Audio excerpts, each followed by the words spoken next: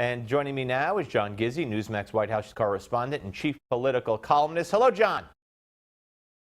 Hello, Steve. All right, we hear from Eric Trump reportedly that some cabinet nominees can be named or might be named later today.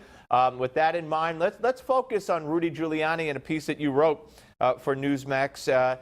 You said that Rudy Giuliani won't be nominated for Attorney General because if he were to be nominated, he wouldn't be passed by the Senate. Is that why is that? Charles Schumer, the Senate Democratic leader and himself a New Yorker, is a sworn enemy of America's mayor. His confirmation hearings would be as much a nightmare as those for John Ashcroft when he was nominated to be Attorney General and then narrowly confirmed by the Senate in 2001. In Ashcroft's case, it was because of his political philosophy, which was decidedly conservative.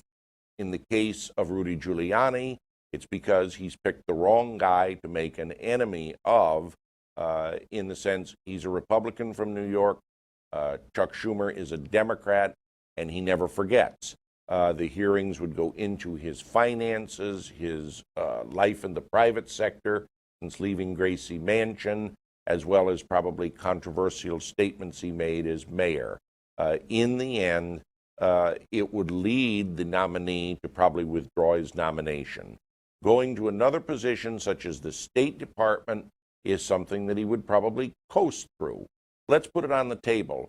Schumer and company don't want Giuliani, himself a former U.S. attorney, overseeing the prosecutorial mechanism. But what power does he have? I mean, they could make the hearings contentious, but they don't have the votes to block Rudy Giuliani from becoming Attorney General.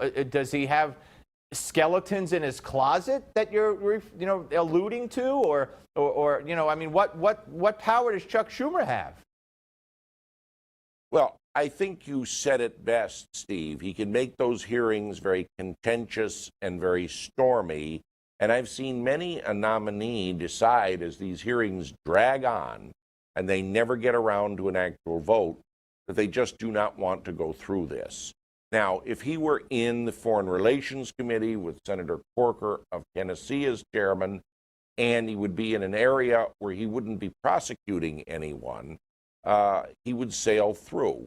Privately, many believe that if the administration follows through on prosecutions of Hillary Clinton, herself a former New York senator, it would be Giuliani who pushes it. All right, so who do you think we're going to see in the Attorney General's position?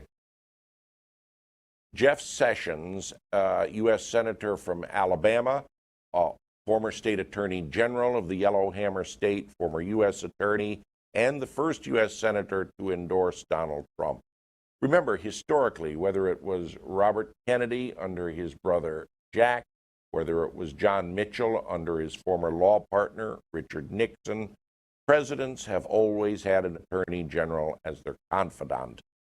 Certainly Jeff Sessions fits that bill for Donald Trump. More so than Trey Gowdy. Much more so than Trey Gowdy. And more so than Ted Cruz. Yeah, I think so. I think it would be quite interesting to see Ted Cruz confirmed. So many of his Senate colleagues who hold him in minimum high regard would confirm him just to get him out of their midst. John, always great to talk to you, sir. Thank you very much.